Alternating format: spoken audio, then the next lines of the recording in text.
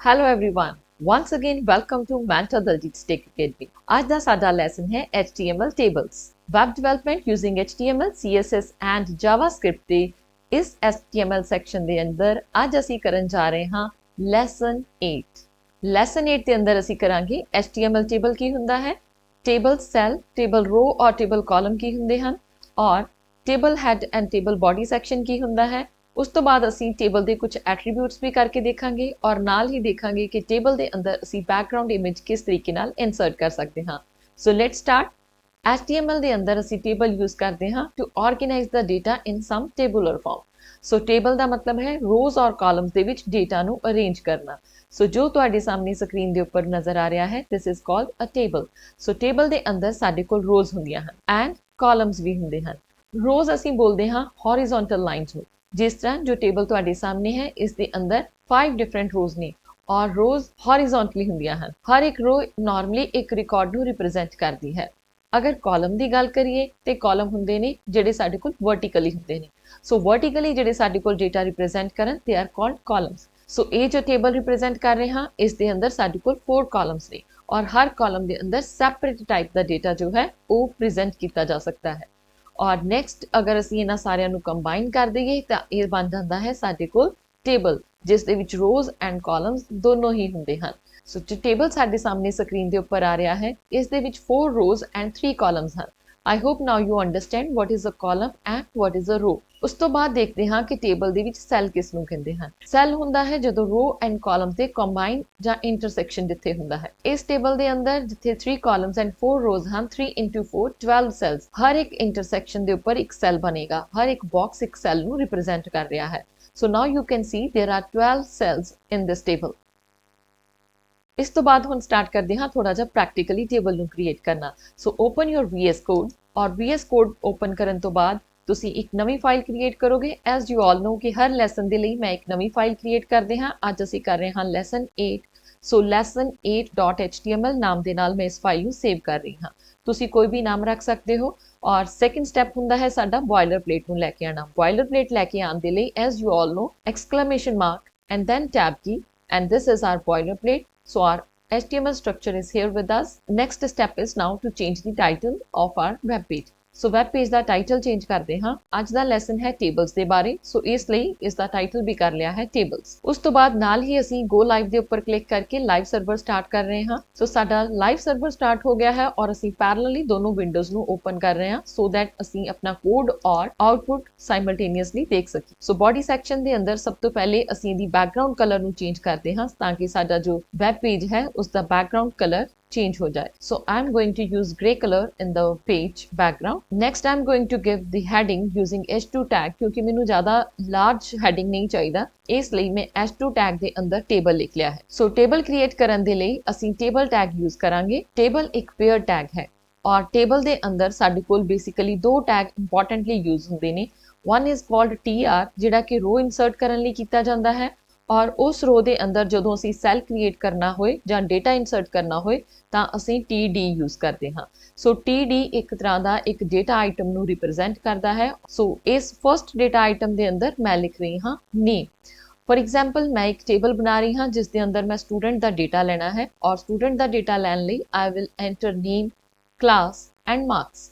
सो second जो column इस table के अंदर होएगा वो होएगा class and then third column insert करन दे लई असी TD अगेन यूज करांगे और उस ते लिखांगे मार्क्स। सो इस तरह इस टेबल दे अंदर मेरे कोल 3 कॉलम्स एंड 1 रो जो है वो बन गई है। जदों ही तुसीं इस टेबल नूं सेव करोगे पैरेलली तुहाडे सामने आउटपुट आ जाएगी। This is the output of our table. पर टेबल ਦੀਆਂ ਲਾਈਨਸ जो है वो विजिबल नहीं ਹੋਈਆਂ। अगर ਤੁਸੀਂ टेबल ਦੇ अराउंड ਲਾਈਨਸ ਚਾਹੁੰਦੇ ਹੋ ਤਾਂ टेबल टैग ਦੇ ਅੰਦਰ border ਐਟਰੀਬਿਊਟ ਨੂੰ ਯੂਜ਼ ਕਰੋ। ਸੋ टेबल ਦਾ border जो है वो ਤੁਸੀਂ ਸਪੈਸੀਫਾਈ ਕਰੋਗੇ। For example you can specify table border is equal to 1, then you can see the lines around your table. second row insert ਕਰਨ ਲਈ ਜਿੱਥੇ first row ਖਤਮ ਹੁੰਦੀ ਹੈ ਉਸ ਤੋਂ ਬਾਅਦ ਤੁਸੀਂ again TR ਲਿਖੋਗੇ ਜਿਹਦੇ ਨਾਲ ਜਿਸ ਦਾ ਮਤਲਬ ਹੈ ਕਿ ਅਸੀਂ ਇੱਕ ਨਵੀਂ row insert ਕਰ ਰਹੇ ਹਾਂ। ਫॉर एग्जांपल ਜਿਹੜਾ ਨਾਮ ਤੁਸੀਂ ਲਿਖੋਗੇ ਉਹ ਅਸੀਂ ਕੋਈ ਵੀ ਨੇਮ ਯੂਜ਼ ਕਰ ਸਕਦੇ ਹਾਂ। Let's assume I am using a name Sam. ਸੋ ਇਹ ਮੇਰਾ ਫਰਸਟ ਡੇਟਾ ਆਈਟਮ ਹੈ ਔਰ ਉਸ ਤੋਂ ਬਾਅਦ ਅਸੀਂ Sam ਦੀ ਕਲਾਸ ਲਿਖਣੀ ਹੈ। So let's assume the class is BCA and then marks. और सैम ਦੇ ਮਾਰਕਸ ਅਸੀਂ ਲਿਖ ਰਹੇ ਹਾਂ 89। this is how you can create a table। ਸੋ ਇਸੇ ਤਰੀਕੇ ਨਾਲ ਤੁਸੀਂ ਇਸ ਟੇਬਲ ਦੇ ਅੰਦਰ ਫਰਦਰ ਹੋਰ ਰੋਜ਼ ਇਨਸਰਟ ਕਰ ਸਕਦੇ ਹੋ। ਸੋ ਮੈਂ ਫਰਦਰ ਰੋਜ਼ ਇਨਸਰਟ ਕਰ ਰਹੀ ਹਾਂ ਇਸ ਟੇਬਲ ਦੇ ਅੰਦਰ TD। now the next is, so next name is Seema, class is, let's assume this is BSc, and marks of this student I'm going to enter 78। so this is how you can add more rows in your table। so ਇਸ ਤਰੀਕੇ ਨਾਲ ਅਸੀਂ ਆਪਣੇ table ਦੇ ਅੰਦਰ further rows ਨੂੰ insert ਕਰ ਸਕਦੇ ਹਾਂ। let's have a look at some other attributes that we can use with table tag। ਤੁਸੀਂ ਦੇਖਿਆ ਕੰਟੈਂਟ ਦੇ ਅਕੋਰਡਿੰਗਲੀ ਸਾਡਾ ਟੇਬਲ ਆਟੋਮੈਟਿਕਲੀ ਆਪਣੀ width ਔਰ ਹਾਈਟ ਨੂੰ ਐਡਜਸਟ ਕਰ ਰਿਹਾ ਹੈ। ਅਗਰ ਤੁਸੀਂ ਇਸ ਦੀ width ਨੂੰ ਸਪੈਸੀਫਾਈ ਕਰਨਾ ਚਾਹੁੰਦੇ ਹੋ ਤਾਂ ਤੁਸੀਂ ਇਸ ਦੀ width ਨੂੰ ਸਪੈਸੀਫਾਈ ਵੀ ਕਰ ਸਕਦੇ ਹੋ।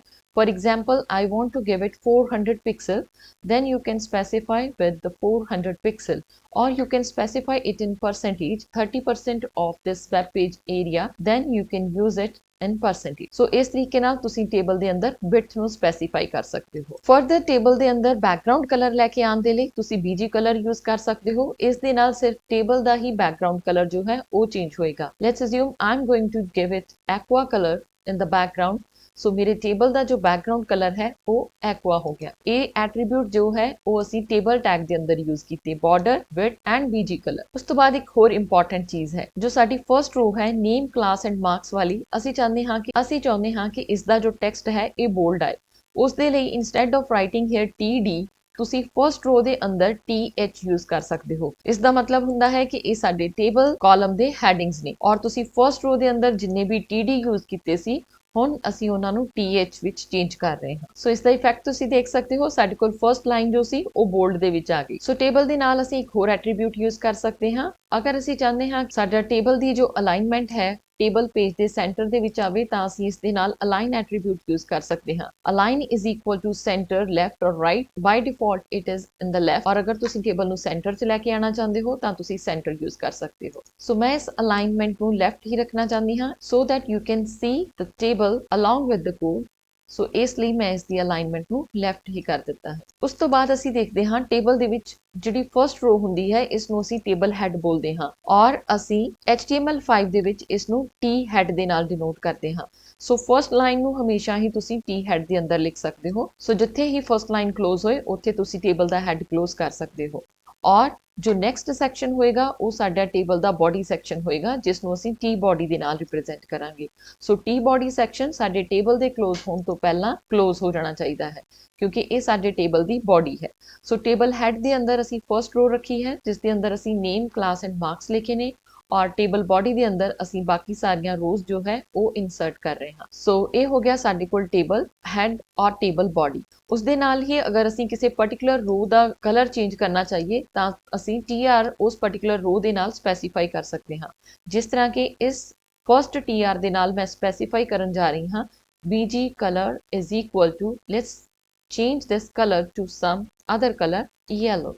ਸੋ ਸਿਰਫ ਫਰਸਟ ਰੋ ਜੋ ਹੈ ਉਸ ਦਾ ਹੀ ਕਲਰ ਚੇਂਜ ਹੋ ਗਿਆ ਹੈ। ਇਸ ਤਰੀਕੇ ਨਾਲ ਤੁਸੀਂ ਕਿਸੇ ਵੀ ਰੋ ਦਾ ਬੈਕਗ੍ਰਾਉਂਡ ਕਲਰ ਜੋ ਹੈ ਉਹ ਚੇਂਜ ਕਰ ਸਕਦੇ ਹੋ। ਉਸ ਤੋਂ ਬਾਅਦ ਦੋ ਇੰਪੋਰਟੈਂਟ ਐਟਰੀਬਿਊਟਸ ਜੋ ਅਸੀਂ ਟੇਬਲ ਟੈਗ ਦੇ ਅੰਦਰ ਯੂਜ਼ ਕਰਦੇ ਹਾਂ ਉਹ ਹੁੰਦੇ ਹਨ cell padding and cell spacing. ਸਭ ਤੋਂ ਪਹਿਲੇ ਦੇਖਦੇ ਹਾਂ ਕਿ ਸੈੱਲ ਪੈਡਿੰਗ ਕੀ ਹੁੰਦਾ ਹੈ। ਸੈੱਲ ਪੈਡਿੰਗ ਦਾ ਮਤਲਬ ਹੈ ਕਿ ਸਾਡੇ ਇੱਕ ਸੈੱਲ ਦੇ ਅੰਦਰ ਜਿਹੜੀ ਵਾਈਟ ਸਪੇਸ ਹੁੰਦੀ ਹੈ ਉਹਦੇ left, right, top end bottom ਦੇ ਉੱਪਰ ਅਸੀਂ ਉਹ ਸਪੇਸ ਕਿੰਨੀ ਸਪੈਸੀਫਾਈ ਕਰਨੀ ਹੈ। If you will look carefully ਸਾਡੇ ਕੋਲ ਜਿਹੜਾ ਕੰਟੈਂਟ ਹੈ ਟੇਬਲ ਦਾ ਸਟਾਰਟ ਹੋ ਰਿਹਾ ਜਿਸ ਤਰ੍ਹਾਂ ਸੈਮ, BCA, ਸੀਮਾ, ਇਹ ਡਾਇਰੈਕਟਲੀ ਲਾਈਨ ਦੇ ਨਾਲ ਹੀ ਸਟਾਰਟ ਹੋ ਰਿਹਾ ਹੈ।